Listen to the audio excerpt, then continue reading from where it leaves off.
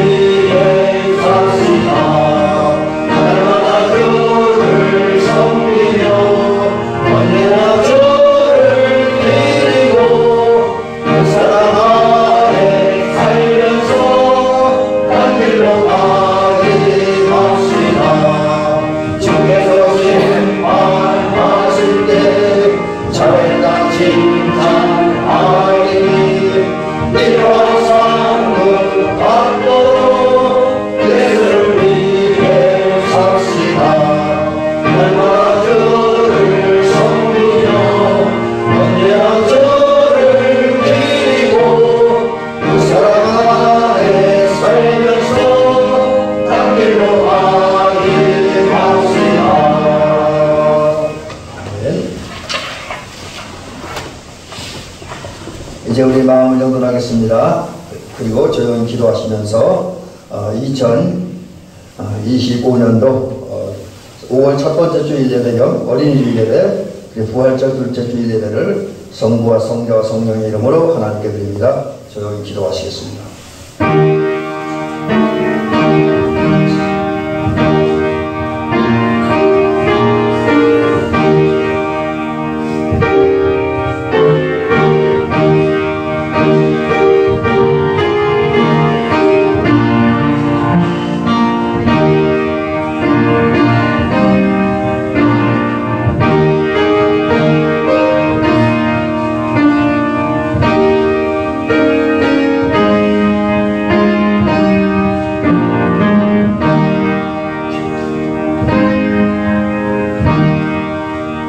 내가 복음을 부끄러워하지 아니하노니 이 복음은 모든 믿는 자에게 구원을 주시는 하나님의 능력이 됨이라. 먼저는 유대인에게요 그리고 헬라인에게로다.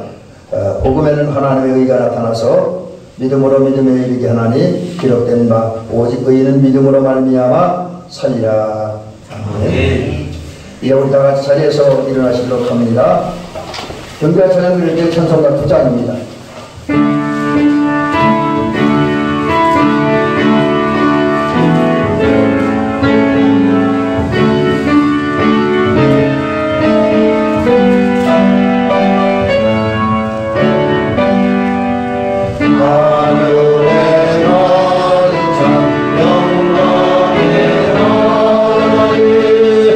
온 땅에 충만한 존귀하신 하나님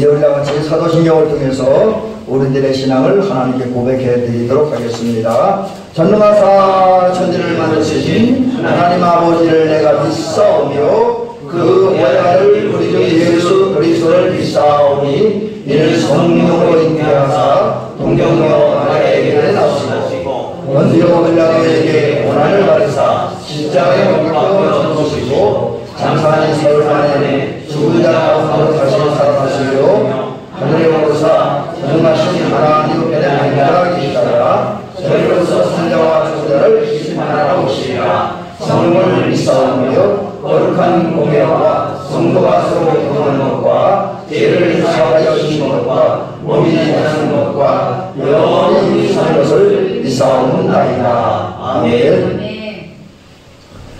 계속해서 교동은 계속해서 성령하시겠습니다. 성령은 찬송가 1장입니다.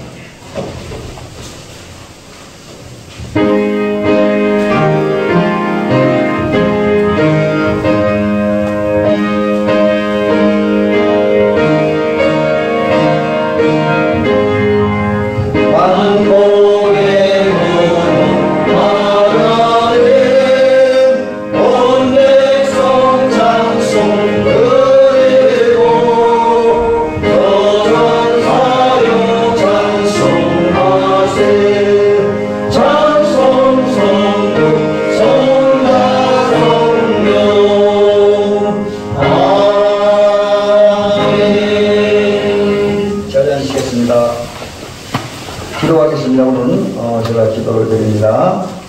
하나님 아버지 고맙습니다.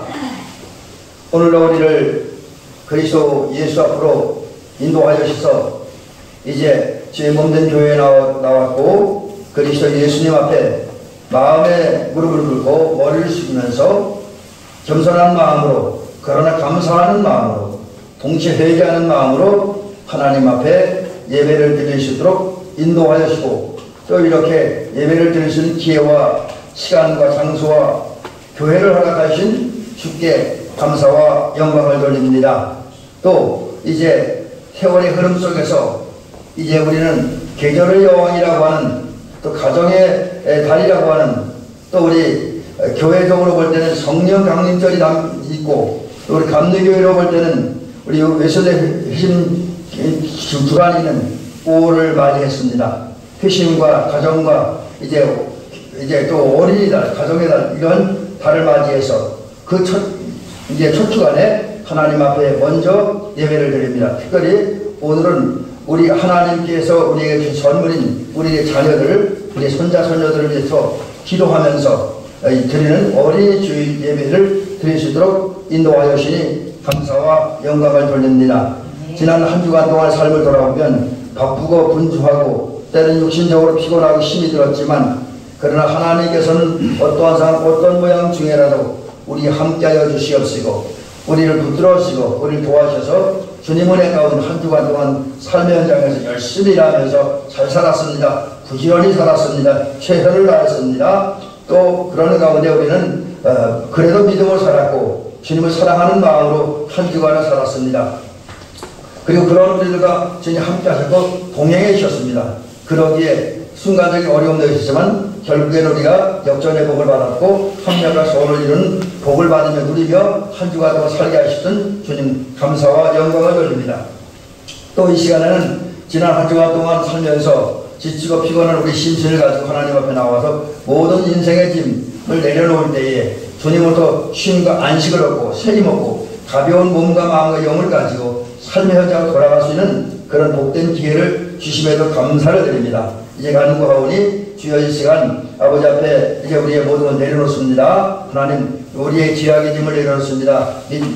제대로 믿지 못했고 믿어도 그 믿음이 약했고 또 온전한 또 강건한 믿음을 살지 못했던 우리 허물과 죄가 있음을 고백을 합니다. 또 하나님 우리가 주님 이제 사랑하면 살아야 되는데 주님을 향한 사랑도 부족했고 사람을 향한 사랑 더더욱 부족했음을 고백을 합니다. 아버지 하나님 오직 우리의 인간적인 편의와 욕망만을 추구하며 한 주간 동안 분주하게 살았던 우리의 허물과 죄를 고백하오니 이 점도 용서하여 주시옵소서. 그리고 이제 하나님 우리가 이 시간 주님의 은혜 가운데 다시 한번 새로워지게 하옵소서. 그 옛날 이제 마가의 다락방에서 있었고, 고넬료의 가정에서 있었고, 이제 헤토론에서 있었던, 또 이제 아버지 하나님 그의 여러 형량에 있었던, 원산에 있었던 희신과 부흥운동이 오늘 우리들 가슴 속에서 또 이 자리에서 다시 한번 일어나는 은총을 허락하여 주시옵소서. 그래서 이 시간 우리가 생각이 변화되어지고, 감정이 변화되어지고, 마음이 변화되어지고, 또 이 성령의 역사하신 가운데 우리 영이 변화되어서 온전한 하나님의 사람으로, 진정으로 거듭난 하나님의 사람으로 변화되어지고 새로워지는 역사가 있어지게 하옵소서. 그 결과 이제 우리의 모든 문제가 해결되어지며, 또 인생 속에서, 삶 속에서, 상황 속에서 겹쳐지는 모든 분열과 다툼과 어려움의 문제가 해결되어지며, 주님과 우리의 연합, 이웃과 이웃의 연합, 사회와 사회의 연합, 또 이제 종교 간의 연합, 교회 간의 연합이 이루어지고, 모두가 함께 손을 잡고 하나님의 영광을 위해서 하나님 나라에 함께 살아가는 놀라운 역사가 이번 5월달 우리 나라와 우리 교회와 우리 가정 속, 우리 성도의 삶 속에서 일어나는 은혜와 은총을 허락하여 주시옵소서. 아버지 하나님, 우리가 주님의 은총을 사모하며 평화와 화해와 연합이 이루어질 소망하며 예배하는 이 자리에 평화의 주님 이제 오시옵시고, 성령을 통해서 역사하여 주시사 우리 마음에 있는 모든 불편함과 또 불편함을 평화를 가로막는 장벽들을 다 제거되어지고, 예수 안에서 하나이 되어진 아름다운 마음과 생각을 품고 이제 삶으로 우리가 연합하고 일치할 때에 우리 땅에, 또 우리 교회에, 우리 마을에 예전에서 있었던 그 행복이 다시 한번 회복되어지는 역사가 있어지게 하옵소서. 그리하여 하나님의 뜻이 하늘에서 이루어진 것은 이 땅에서 이루어지며, 하늘의 평화가 우리 삶과 우리 가정과 우리 교회 안에, 우리 이제 마을 안에 이루어지는 은총을 허락하옵소서. 예배를 그렇게 되기를 원하며 성령 충만하기를 간구합니다. 이 모든 말씀 예수님의 이름으로 기도를 드리옵나이다. 아멘.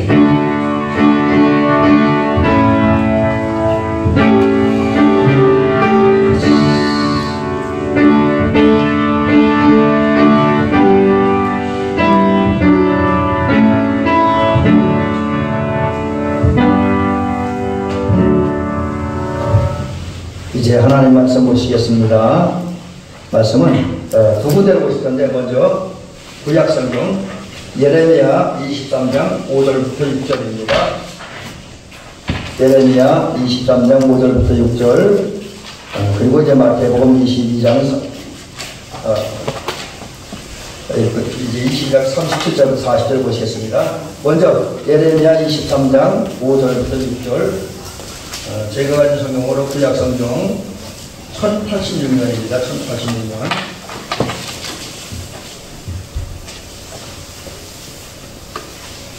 이제 봉독을 해드리도록 하겠습니다. 여호와의 말씀이니라. 보라, 때가 이르리니 내가 다윗에게 한 의로운 가지를 이길 것이라. 그가 왕이 되어 지혜롭게 다스리며 세상에서 정의와 공의를 행할 것이며, 그의 날에는 유다는 구원을 받겠고 이스라엘은 평안히 살 것이며, 그의 이름은 여호와 우리의 공의라 일컬음을 받으리라. 아멘. 한국에 가보십니다. 죄송합니다. 마태복음 22장 36절부터 40절, 우리들이 잘 아는 말씀, 또 예수님의 계명의 가장 핵심적인 부분이죠. 예, 봉독을 해드리도록 합니다. 아직 못하셨나요?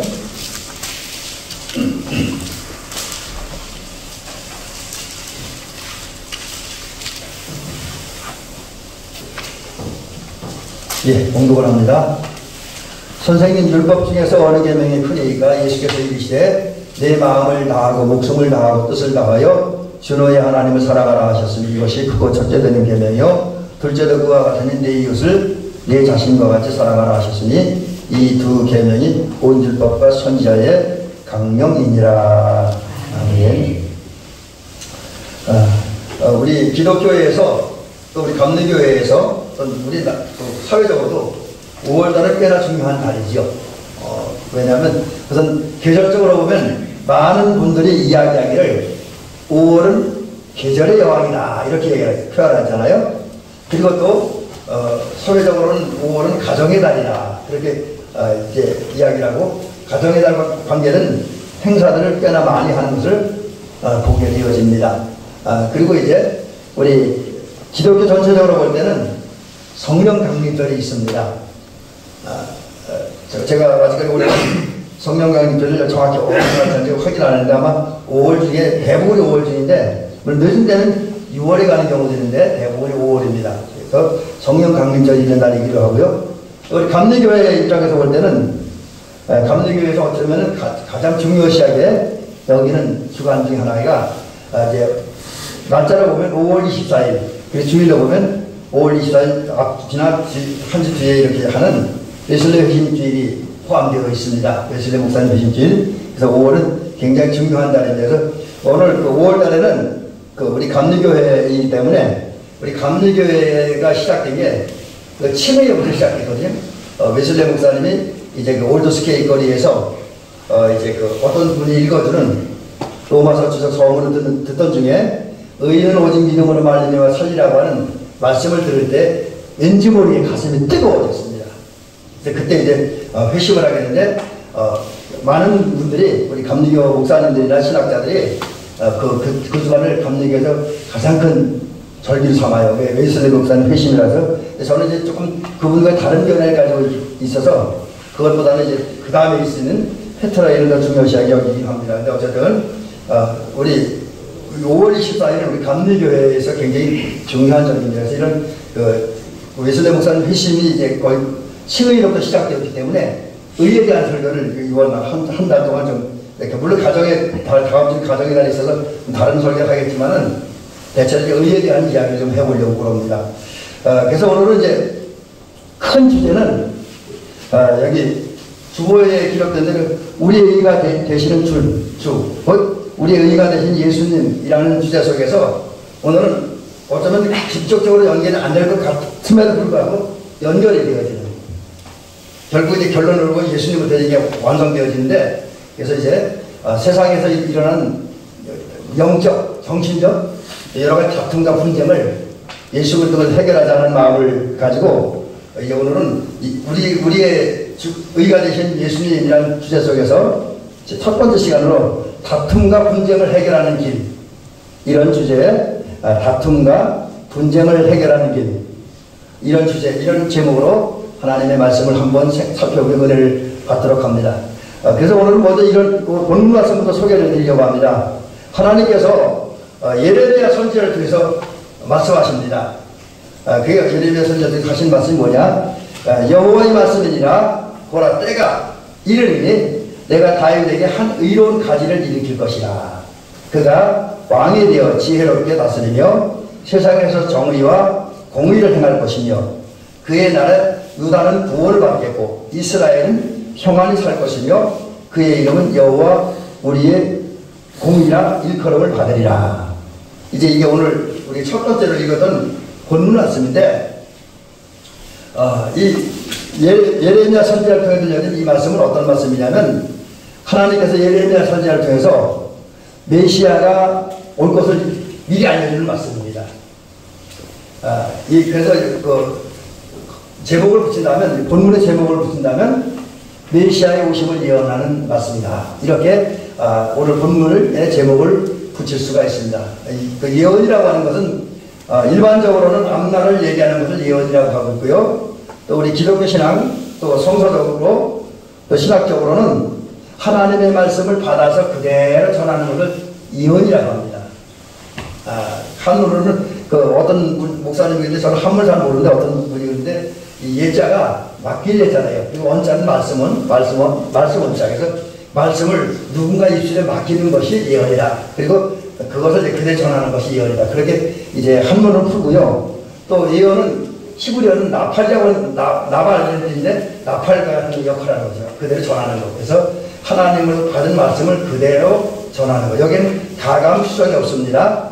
때로는 그 말씀을 듣는 사람들이 부담스럽고 짜증내고 또 그대로 핍박을 받는다 할지라도 하나님으로 받은 말씀을 그대로 전하는 게 예언입니다. 이제 근데 오늘 보는 말씀은 그런 예언 중에 한 부분이고, 특별히 예레미야를 통해서 들려진 예언인데 그 예언의 내용이 뭐냐? 메시아가 오신다. 자, 그럼 메시아의 본문은 뭐라고 소개를 했냐? 우선 메시아는 다윗의 후손 가운데 오신다. 다윗의 후손 가운데. 근데 여기서 또 중요한 게 뭐냐면 다윗 왕이 생존했던 때 또 다윗이 이스라엘 다스렸을 때 다윗 왕가는 굉장히 강한 왕가였습니다. 그러나 그 이후 솔로몬 왕족을 지나서 이제 르호보암이라든지 그 뒤에 여러 왕들 등장을 하고 특별히 예수님이 태어날 쯤 때에서는 다윗 왕가는 이미 몰락한 왕가였었습니다. 무너진 왕가였죠. 왜냐하면 이스라엘은 남북과 북이 다 망했으니까 몰락한 왕국이었습니다. 근데 성경은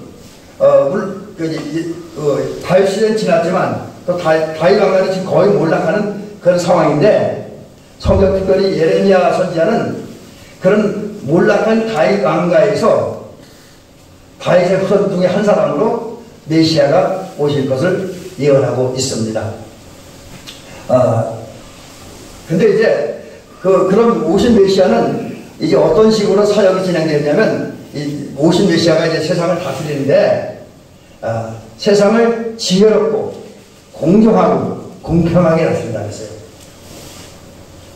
치우치지 않고 어떤 불공정한 정치하지 않고 모든 사람들에게 공평한 대우를 받고 공평한 존중을 받을 수 있는 그런 모습으로 세상을 다스리고 이스라엘을 다스린다 라는 거죠. 자, 그러한 이스라엘 메시아의 통치로 어떤 결과가 나타났냐, 또 메시아가 이제 세상을 통치한 원리도 뭐냐, 그건 이제 조금 전에 제가 이미 말씀드렸네요. 메시아신 예수님은 이제 세상에 오셔서 세상을 다스리는데 그 지혜와 공의와 정의로 세상을 다스림으로 유다는 구원을 받고 이스라엘은 평안히 살게 된다. 자, 이 말씀은 좀 더 구체적으로 얘기를 하면 메시아이신 예수님의 역사하심을 통해서 이스라엘이 구원받습니다. 구원은 다양한 측면이 있죠. 근데 이제 다양한 측면이 있죠. 그래서 이제 예수님이 주신 구원을 우리가 뭐 영과 육의 구원, 또 뭐 삶의 구원 이런 것을 포함하다 보니까 전문적인 용어로, 좀 어려운 용어로 전인적인 구원이다 이렇게 표현을 해요. 모든 것 다 구원한다고 했고, 근데 이제 그 전인 구원을 받음으로 하나님의 백성들, 이제 제가 이제 성경에는 유다, 이스라엘 이렇게 구분해서 이야기를 하는데 쉽게 얘기하면 하나님의 백성들은 구원을 받고 하나님의 은혜 속에서 영원히 보존되어지는, 다른 말로 영원히 살게 되어지고 또 살아가는 과정 중에서 아무 탈 없이 평안 살게 된다 라고 예언하고 있습니다. 이게 이제 아직은 물론 현실적으로 이게 이루어진 건 아니면 예레미야 시대 때는 이게 이루어지지 않았습니다. 그런데 지금 하나님은 예레미야 선지자 통해서 약속하는 게 뭐냐면 장차 다윗의 후손 가운데 메시아가 있다. 그분이 예수인데 예수님이 세상을 지혜와 공의와 정의로 다스림으로써 하나님의 백성들이 구원을 받아서 영원히 사는데, 영원히 사는 가운데도 아무 탈 없이 행복하게 평안하게 안정된 삶을 살 수 있게 된다. 그렇게 이야기를 하고 있습니다. 자, 그러면 이제 여기서 또 하나가 이제 메시아의 통치 결과가 또 하나 뭐냐면 이 세상을 공의로 정의로 또 지혜롭게 다스리는 그 예수님을 가르쳐서 제 자막을 미리 올려놨는데 이제 우리가 그것에 대해서 그 주님을 많은 사람들이 공의라 일컫는다. 일컫는다라고 하는 말은 부른다, 외친다, 선포한다, 그런 의미가 있습니다. 그래서 그 말대로 많은 사람들이 예수님이 다스린 것, 그 예수님이 다스림으로부터 이루어진 사회 현상, 개인의 현상을 보면서 그분이야말로 우리의 공의다. 다른 말로 하면 예수님은 의로운 분이다. 또 그 은혜로 말미암아 우리가 의롭게 될 것이다 라는 고백을 하게 된다라고 하는 것이죠. 또 세상에 평화가 이루어집니다. 그래서 그 평화는 이사야 11장에 있는 대로 적대 관계에 있는, 예를 들면 뭐 어린아이가 독사물에 손을 넣어도 물지 않고 또 장난쳐도 물지 않은 그런 현상들, 이리와 또 이제 어린아이 같이 넘는 그런 현상들이 나타나게 된다는 거죠. 그래서 적대 관계에 있는 사람들뿐만 아니라 모든 그 생물체들이 함께 동거하며 함께 공존하며 함께 협력하며 함께 살아가는 그런 세상이 열린다라는 것이죠.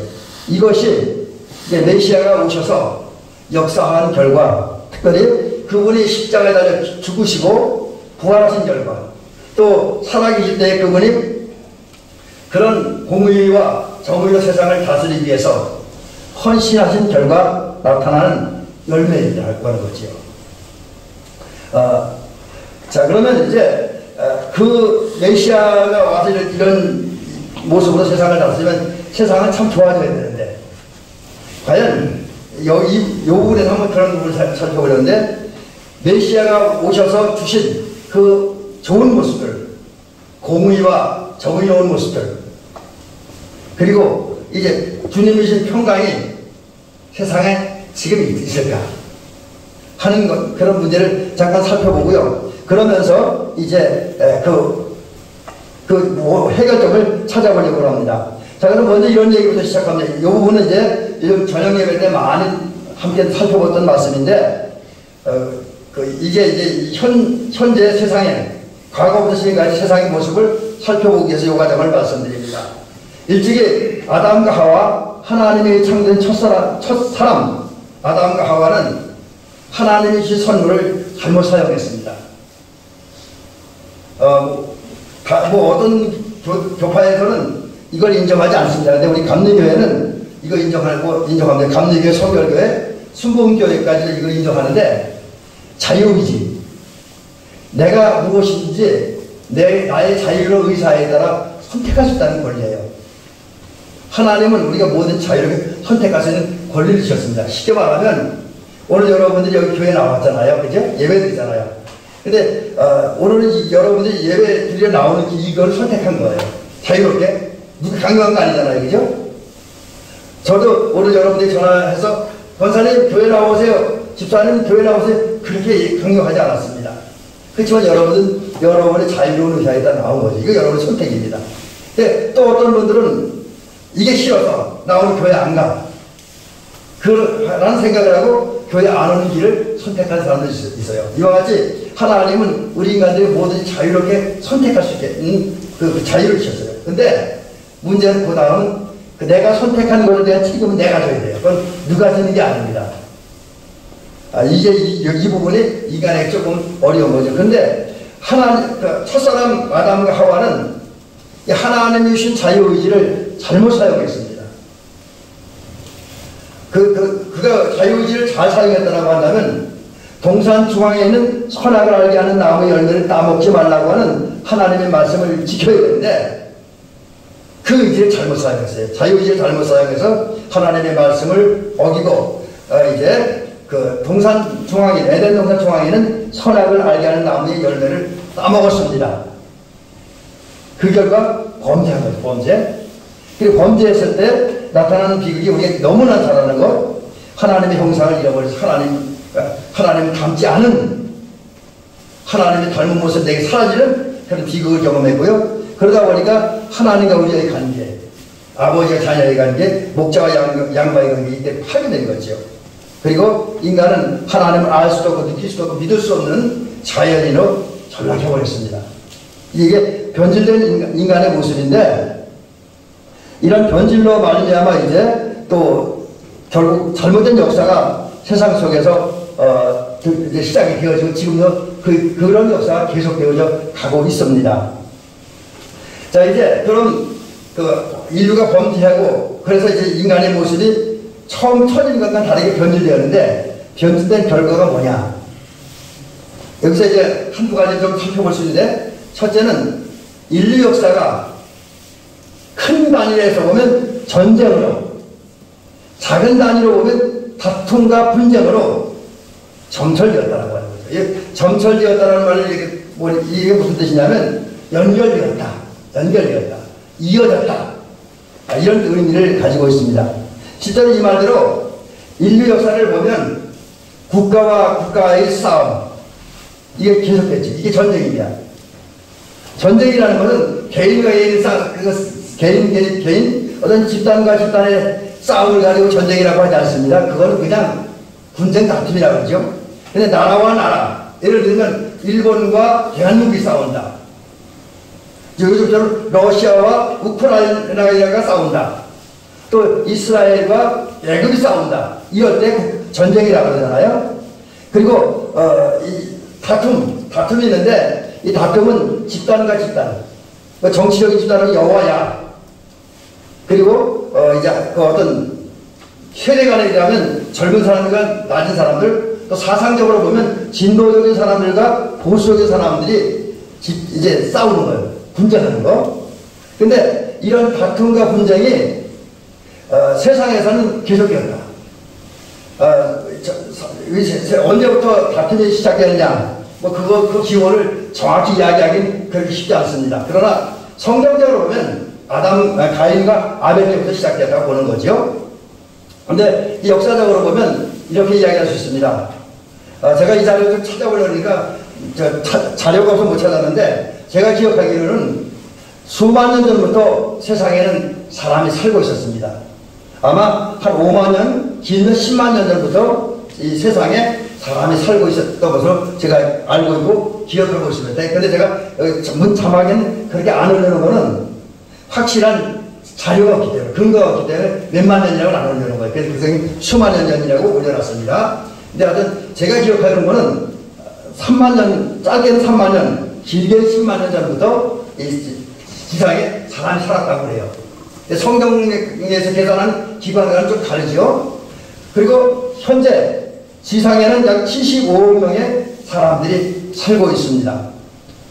그런데 이렇게 처음 인간이 살았던 때부터 지금까지 국가와 국가 간의 전쟁, 그리고 집단과 집단 간의 전쟁, 개인과 개인 간의 전쟁과 다툼은 계속되었다라고 하는 거죠. 제가 지금 기억하는 건 어떤 역사 자료에 의하면 인류 역사 속에서 전쟁이 없던 시기는 수십만 년 동안에, 10만 년 전부터 지금까지 봐도 50년이 채 안 된대요. 지상에 전쟁이 없던 시간 50년이 채 안 된다고 합니다. 그렇게 보면 그 전쟁이 계속되었다. 또 다른 말은 집단과 집단, 개인과 개인의 분쟁과 다툼, 논쟁은 격렬하게 진행된다고 하는 거죠. 근데 이제 그러면 이 전쟁이 누구에 의해서, 이 다툼이 누구에 의해서 시작되고 진행되었냐, 이게 중요한데, 물론 이제 세상에서 하나님을 모르는 사람들이 많이 싸우긴 합니다. 실제로 하나님을 모르는 사람들, 하나님을 섬기지 않는 사람들, 예수님의 마음을 품지 않는 사람들이 많이 싸우긴 해요.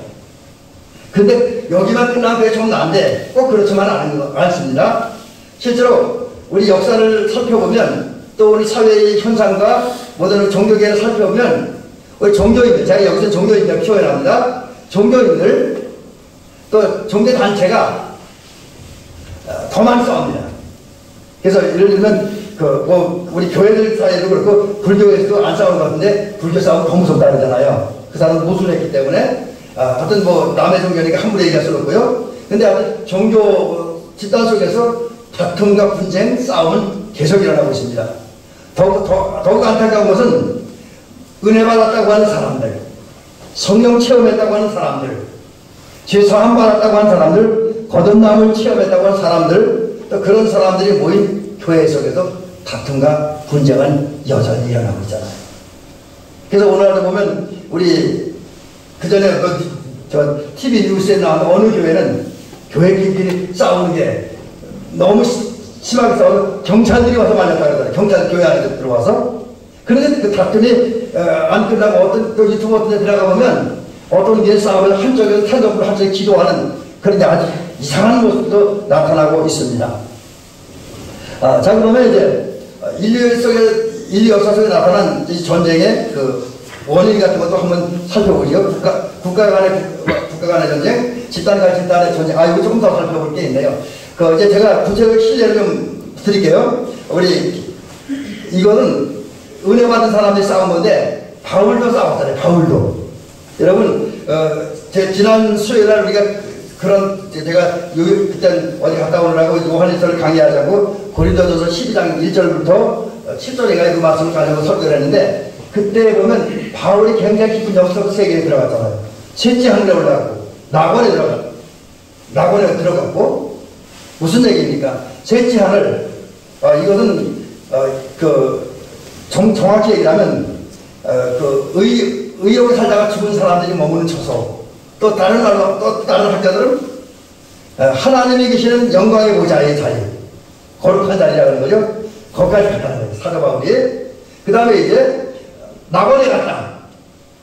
이 낙원이라고 하는 말은 여러 가지 해석들이 있는데 우리 잘못하면 이제 어떤 해석들은 성도들에게 연옥설과 비슷하게 오해받을 수 있어서 조심스럽고요. 그러나 또 하나는 그런 대부분의 해석들이 그잖아요. 낙원에 갔다는 것은 바울 사도가 살아있을 때 천국까지 가는 경험을 했, 천국을 경험했다라고 하는 거죠. 그리고 거기 가서 말로 표현할 수 없고 일반 사람들이 들을 수 없는 신비한 언어를 들었다. 무슨 얘기입니까? 바울은 은혜와 성령을 충만 받았고 영적으로 굉장히 깊은 세계에 들어갔습니다. 근데 그랬던 바울이 바나바와 함께 전도여행을 떠나잖아요. 1차 전도여행 무사히 잘 마치고 돌아옵니다. 그래서 2차 전도여행을 떠날 때 동역자였고 어떻게 생각하면 목회의 선배라고 할 수 있는 그런 바나바와 다투잖아요. 아주 심하게 다툽니다. 그리고 갈라져요. 화해하지부터 갈라지고 둘이 따로따로 2차 전도여행을 갑니다. 여러분 이걸 보면 은혜 받았다고 하는 사람은 다퉈요. 싸워요. 또 이제 고린도 교회 성도들도 바울이 전도받고 은혜 받고 성령 받았는데 우리가 잘 아는 대로 고린도 교회는 어떻습니까? 바울파, 게바파, 그리스도파, 아볼로파로 나와서 다툼을 하고 싸움을 합니다. 그 다음에 교회사를 보고 세계 역사를 보고 십자군 전쟁이 있잖아요. 십자군 전쟁. 이것은 이제 사실은 로마 카톨릭하고 회교도들과의 싸움입니다.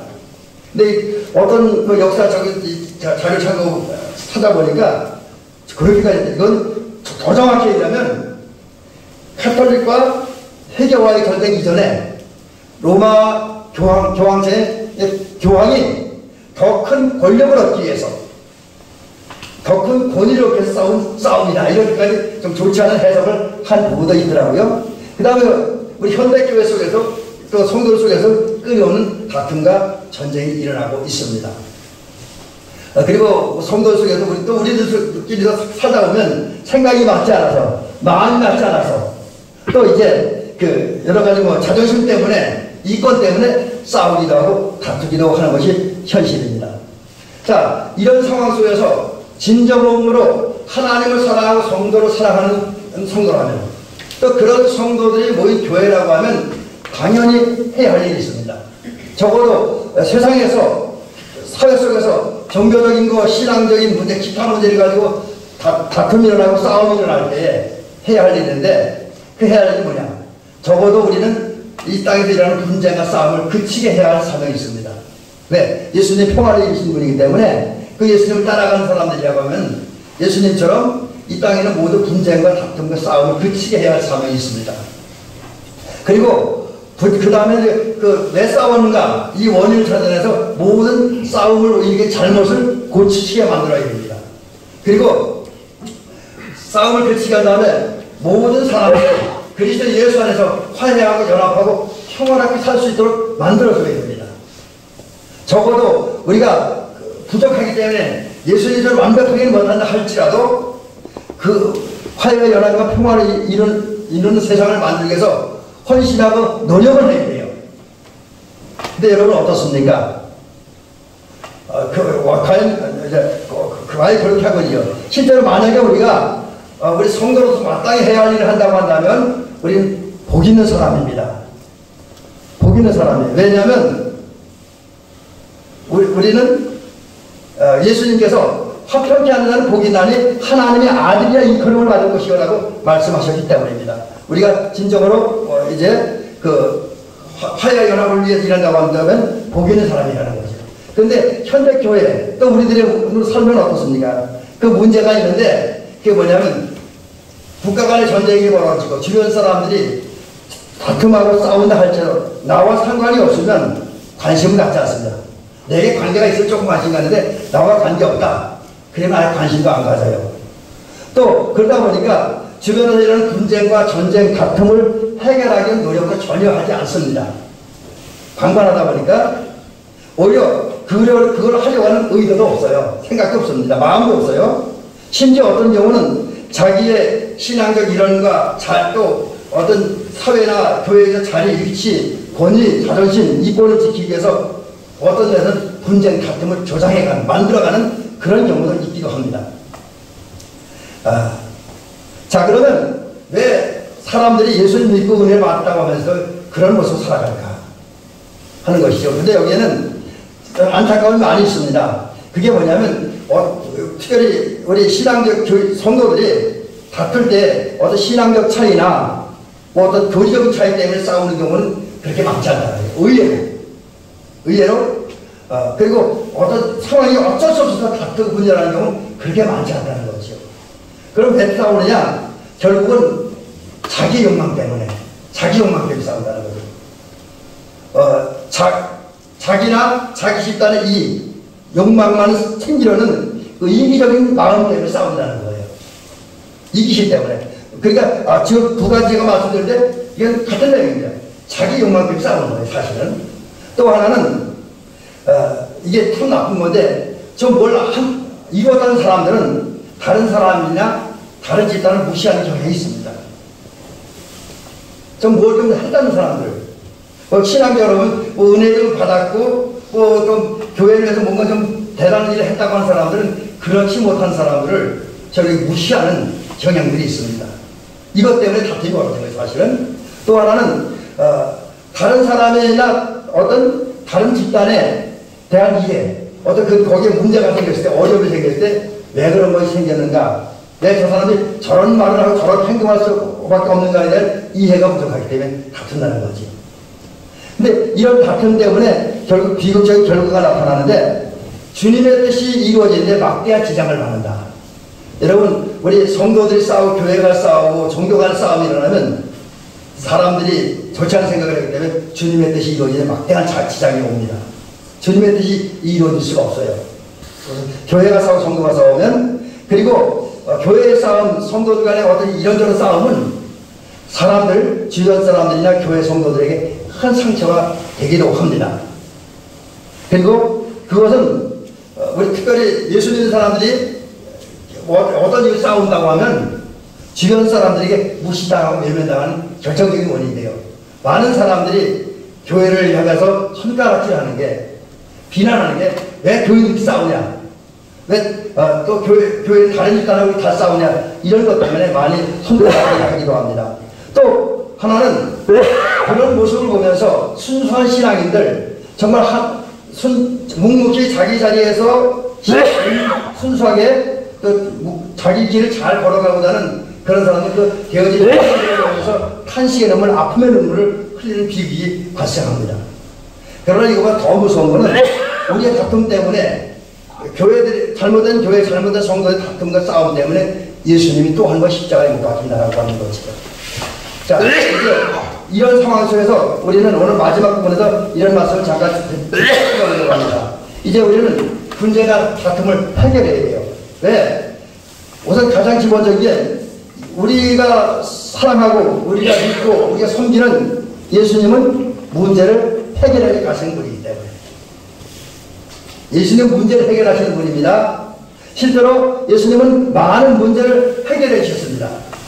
예를 들면 우리의 죄의 문제를 해결해 주셨고, 우리 죄 때문에 우리가 영원히 죽어야 하는 사망의 문제를 해결해 주셨고, 또 치유사역을 통해서 인간들이 갖고 있는 정신적, 영적, 육적 질병을 해결하시는, 치료하시는 그런 일들을 하셨습니다. 그 다음에 오병이어의 기적이라든지 여러 가지 사건을 보면 굶주림과 가난의 문제를 해결해 주셨고, 또 이제 십자가의 죽음을 통해서 다툼과 분쟁을 해결해 주고 화해와 연합과 평화와 일치를 주셨습니다. 예수님이 해결한 문제들이에요. 자, 우리는 이러한 주님을 따라가는 사람들, 이런 주님의 제자들입니다. 그렇다고 한다면 우리는 이제 문제를 해결해야 돼요. 또 문제 해결이 그리 쉽지 않지만 그렇다고 불가능한 건 아닙니다. 주님이 함께하는 주님이 도우시면 주님의 은혜 가운데 우리는 우리 가정과 우리 교회, 우리 주변에서 일어나는 각각 다툼과 분쟁을 해결하고 화해와 연합의 역사를 이룰 수가 있습니다. 근데 여기에는 전제 조건이 하나 붙습니다. 이게 있어야 돼요. 그게 뭐냐면 오늘 이제 우리가 두 번째 본문에 있는 말씀인데 첫째는 하나님을 사랑해야 된다. 여기 내 마음을 다하고 목숨을 다하고 뜻을 다하여 주 너의 하나님을 사랑해야 된다. 그 다음 두 번째는 이웃 그 사람을 사랑해야 된다. 둘째는 그와 같으니 내 이웃을 내 몸과 사랑하라.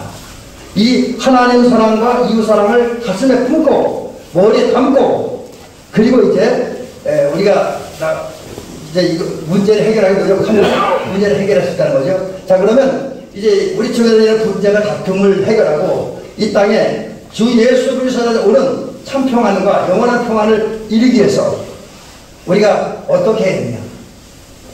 다시 한번 말씀드립니다만 하나님과 사람을 사랑하는 마음을 전제로 해놓고 그 근거로 이제 해야 되는 뭐냐면 우리는 먼저 분쟁하는 자를 찾아갈 수가 있어야 된다는 거죠. 또 만약에 분쟁하는 사람들이 다투는 사람들이 우리에게 와서 그들의 고민을 얘기할 때 그들을 맞아주고 그들을 맞아줘야 된다는 거죠. 그 다음에 이제 두 번째로 할 일은 찾아가거나 찾아온 사람 만났을 때 그 다음에 할 일은 뭐냐면 얘기 들어줘야 돼요. 그 싸운 사람들이 한쪽만 얘기 듣는 게 아니라 양쪽 얘기를 다 들어줘야 됩니다. 그런 다음에 들으면서 끝나지 말고 그들의 입장과 그들의 마음을 들었던 우리들이 잘 이해하고 받아들여야 돼요. 수용이라면 받아들여야 된다는 거죠. 그 다음에 이제 우리가 그 중간에서 서로의 생각을 양쪽에 전해주고 잘 이제 화해할 수 있도록 설득하고 또 섬겨주는 그런 역할을 해야 된다. 그러나 여기 가장 중요한 건 이 모든 일을 할 때 우리는 예수님만을 믿고 의지하는 믿음을 해야 한다는 거죠. 왜냐하면 여러분들은 어떤 생각을 하는지 모르지만 저 같은 경우 이렇게 살면서 또 이렇게 목회를 하면서 깨닫고 느끼는 게 하나 있어요. 이건 저시하게 느끼는 건데 제가 뭔가를 해서 이루어진 일은 아무것도 없습니다. 우리는 아무것도 할 수 없어요. 특별히 다른 사람을 화해시키고 일치하게 하고 연합하게 평화를 만들어가는 건 이 일은 정말 힘든 일이에요. 우리는 중간에서 중보자 역할을 할 뿐이지 우리가 어떤 결론을 만들어낼 수는 없습니다.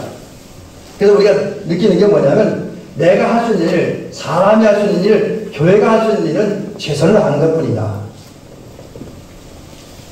정말 화해와 연합의 역사, 모든 분쟁과 다툼, 전쟁을 그치고 화해와 연합, 평화를 이루는 이 역사는 주님에 의해서만 이루어진다. 주님이 역사할 때만 이루어진다는 사실입니다. 때문에 우리는 최선을 다하고 나머지는 하나님께 맡겨 믿음을 해야 됩니다. 그럴 때 문제를 해결해 준 예수님께서 다툼과 분쟁을 그치고 화해와 연합과 평화를 이루기 위해서 역사하십니다. 그 역사가 뭐냐?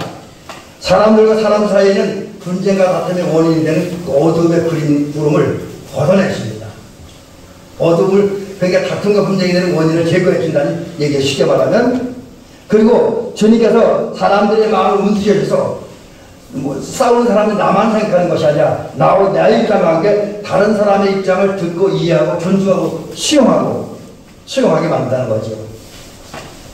그렇게 되면 이제 다툼과 분쟁과 전쟁은 끝나고 주님이 바라시고 주님이 이루시고 우리 기도하고 원하는 모든 사람들의 모든 집단의 화해와 연합과 일치가 이루어진다는 거죠. 평화가 이루어집니다. 여러분, 이제 말씀을 마치겠습니다. 오늘 참으로 안타까운 것은 하나님이 창조한 세상은 평화로운 세상이었습니다. 또 하나님은 예수 그리스도의 십자가의 죽음을 통해 평화를 주셨습니다. 그러나 안타깝게도 자유의지를 잘못 사용하여 범죄하고 타락한 인간들, 하나님의 형상을 잃어버리고 하나님의 관계 깨짐으로부터 시작해서 그때부터 다툼과 전쟁은 지금까지 계속되었습니다. 그런데 이러한 아픈 현상을 예수님을 사랑하고 사람을 사랑하는 마음을 근거로 해서 우리 사람을 찾아가서 만나고 들어주고 이해하고 이제 중보자 역할을 감당할 때, 그리고 그것도 믿음으로 그 일을 감당할 때 주님의 역사하심으로 화해와 연합의 역사가 이루어지는 것이죠. 여러분, 이제 주님의 도우심을 받아서 먼저 우리와 하나님, 우리가 이웃이 평화로워지고 그들 사이 혹시 행여나 다툼이 있다면 그 모든 걸 해결하고 또 다른 사람 속에서 들어가서 하나님의 복음을 전하고 하나님의 은혜를 전하고 또 서로의 마음을 또 서로의 입장을 이해하고 전달하고 또 설득하고 이제 또 섬겨서 주님의 도움 가운데 모든 사람 속에는 같은 어둠의 원인이 되는 그늘들이 부름들이 다 주님의 역사를 거쳐지게 하고 모든 사람 주님의 은혜 가운데 서로를 존중하고 이해하고 수용함으로써 이제 평화와 행복이 충만한 아름다운 세상을 만들어가는 인정하는 우리 대명교회 성도들 주님의 이름으로 축원합니다. 기도를 드리도록 합니다. 오늘 말씀을 가지고 오신 우리 하나님 아버지 고맙습니다. 오늘 우리가 살고 있는 세상이 온통 다툼과 분쟁으로 점철되어져 가고 있습니다. 우리 대한민국도 하루도 조용할 날이 없습니다. 정치계는 정치계대로 또 교계는 교계대로 이제 경제는 경제대로 또 남북한 사이는 남북한 사이대로 계속해서 다툼과 분쟁이 계속되고 있고 이런 속에서 우리는 긴장하며 두렵고 떨리는 마음으로 살아가고 있습니다.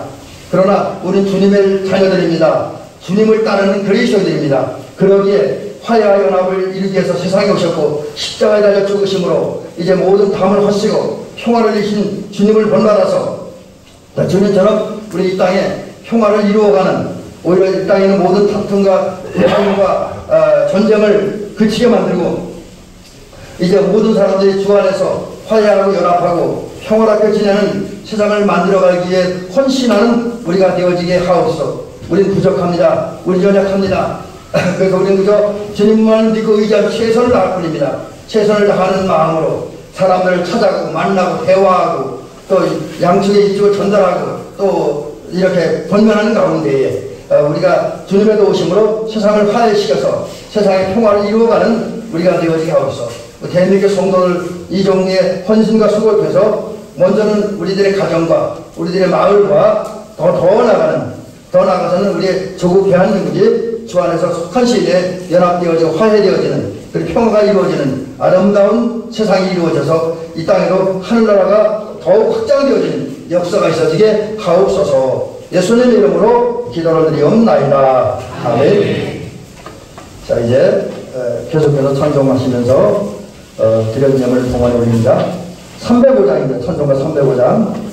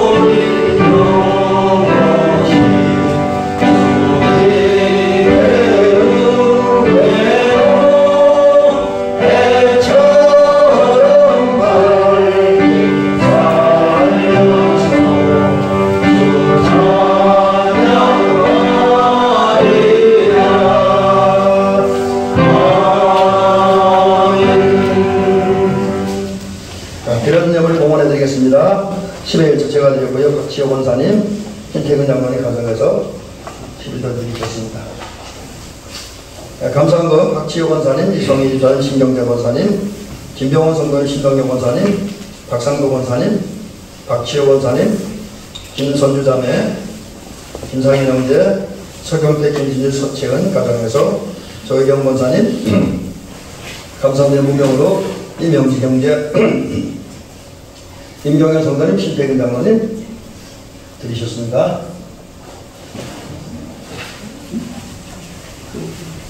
작정금, 신동영 권사님, 전미자 권사님, 최건목 권사님 주셨고요. 속회한금 드렸습니다. 네, 기록드리겠습니다. 이창기 집사는 11조 봉투 있던데. 이창기 집사 11조? 네. 못 봤습니다. 죄송합니다. 이창기 집사 11조 드렸습니다. 그 봉투가 두 개가 똑같은 게 같이 넘어갔습니다. 국제원사님하고. 기도드리겠습니다. 은혜로우시고 자비로우신 우리 하나님 아버지 고맙습니다. 감사를 드립니다.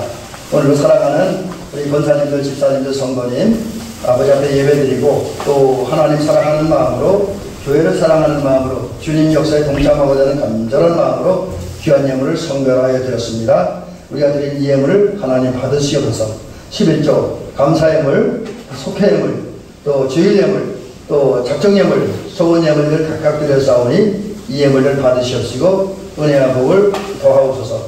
이 예물로 말미암아 하나님이 나라가 더 확장되어지며 하나님 나라 확장을 위한 사역들이 더 왕성하게 펼쳐져가는 은혜를 허락하여 주시옵고 또 하나님 아버지 이 예물이 쓰일 때마다 우리 대밀교회가 더욱 아름다운 일을 이 지역사회에 많이 감당하는 은총을 허락하옵소서. 이 예물 드리는 사랑하는 우리 권사님들, 집사님들, 성도님들 한 분 한 분을 기억하여 주셔서 하나님 복 주시옵소서. 은혜 주시옵소서. 이제 영으로는 성령 충만케 하여 주시옵시고 경제적으로 재물이 넉넉해지게 하옵시고 육신적으로는 강건하고 지혜롭고 또 건강하게 주님 도와주시고 일 속에서는 우리 손대고 행하는 모든 일이 다 잘 되어지고 순조롭게 진행되어지고 형통케 되어져서 풍요로운 결실이 있어지며 그 결과 성도들이 믿음의 부자가 되어지고 은혜의 부자가 되어진 것 같이 또 재물의 부자가 되어지는 그리고 정보의 부자가 되어지고 세상에서 가장 실력 있는 농부들이 되어지는 은총을 허락하여 주시옵소서. 그 외에 우리 사랑하는 성도님들 특별히 예물드린 성도들이 꿈꿔 소원하는 일들을 하나하나가 다 성취되어지게 하여 주시옵시고 어려운 문제는 물러가는 역사가 있어지게 하옵소서. 이제 모든 것 주님께 맡깁니다. 오늘 대밀교회를 위해서 주님을 위해서 여러 가지 모양을 수고하게 애쓰고 헌신하는 사랑하는 우리 장로님과 권사님들, 집사님들 모두에게 하늘의 신령함과 땅의 기름인 것 재물의 풍성함으로 복 주시옵소서. 또 삶의 현장에서 일용할 물질과 일용할 양식을 넉넉하게 채워주시옵소서. 예수님의 이름으로 기도를 드리옵나이다. 아멘.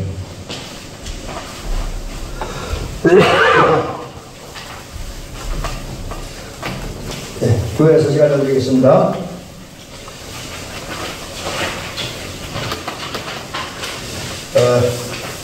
오늘은 이제 예수님 부활한 부활절 둘째 주일이고요.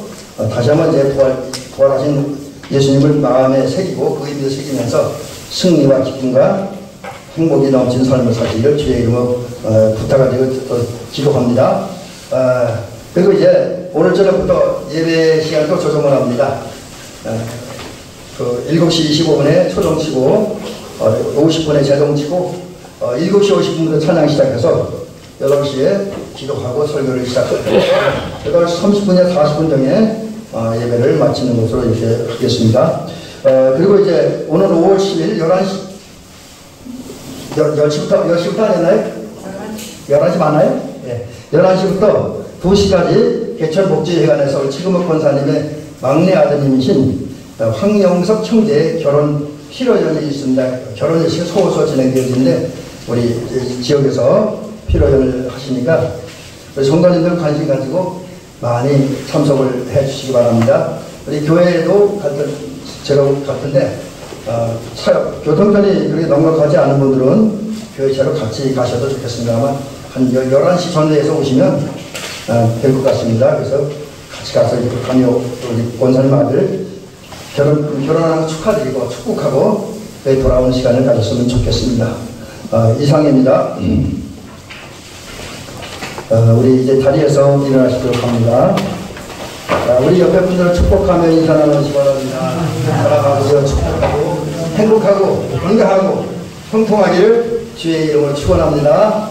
자, 우리 이제 찬송가 412장은 찾아놓으시고 가성기록을 교독하도록 하겠습니다. 내가 누구를 보내며 누가 우리를 위해 갈고 내가 세상 끝날까지 너희와 항상 함께 있습니다. 아멘. 우리 412장 1절만 보겠습니다. 1절만 보고 축도 바로 가겠습니다.